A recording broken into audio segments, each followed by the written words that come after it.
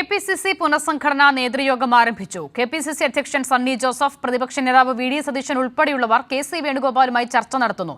AICC ആസ്ഥാനത്താണ് കൂടിക്കാഴ്ച. സ്വാതി സന്തോഷ് ചേരുന്നു. സ്വാതി, പുനഃസംഘടനയിൽ വലിയ പ്രതിസന്ധി നിലനിൽക്കുന്നതിനിടെയാണ് തിരക്കിട്ട കൂടിക്കാഴ്ചകൾ. അസിത, ഇപ്പോൾ എ.ഐ.സി.സി ആസ്ഥാനത്ത് നടന്നിട്ടുള്ള നേതൃയോഗം പൂർത്തിയായിട്ടുണ്ട്. കെ.സി. വേണുഗോപാൽ, അതോടൊപ്പം തന്നെ വി ഡി സതീശൻ, രമേശ് ചെന്നിത്തല ഉൾപ്പെടെയുള്ള നേതാക്കൾ, കെ.പി.സി.സി അധ്യക്ഷൻ സണ്ണി ജോസഫ് ഉൾപ്പെടെയുള്ള നേതാക്കളാണ് എ.ഐ.സി.സി ആസ്ഥാനത്തെത്തി കെ.സി. വേണുഗോപാലുമായി കൂടിക്കാഴ്ച നടത്തിയത്. ആ കൂടിക്കാഴ്ച ഇപ്പോൾ അവസാനിച്ചിട്ടുണ്ട്. അതേസമയം തന്നെയും ഈ പുനഃസംഘടനയുമായി ബന്ധപ്പെട്ടൊരു തീരുമാനം, അന്തിമ പട്ടിക ഇതുവരെയും തയ്യാറായിട്ടില്ല എന്നുള്ള കാര്യം തന്നെയാണ് വ്യക്തമാകുന്നത്.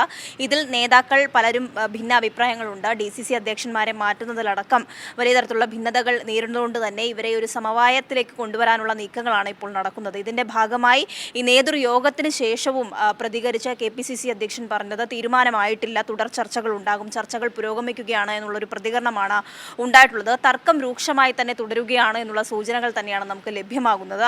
ആ നേതൃയോഗത്തിന് ശേഷം വീണ്ടും കൂടിക്കാഴ്ചകൾ കേരള ഹൗസിൽ നടക്കുന്നുണ്ട്. ദീപാദാസ് മുൻഷി, അതോടൊപ്പം തന്നെ രമേശ് ചെന്നിത്തല ഉൾപ്പെടെയുള്ള നേതാക്കൾ, സണ്ണി ജോസഫ് ഉൾപ്പെടെയുള്ള നേതാക്കളുമായി കൂടിക്കാഴ്ച വീണ്ടും തുടരുകയാണ്.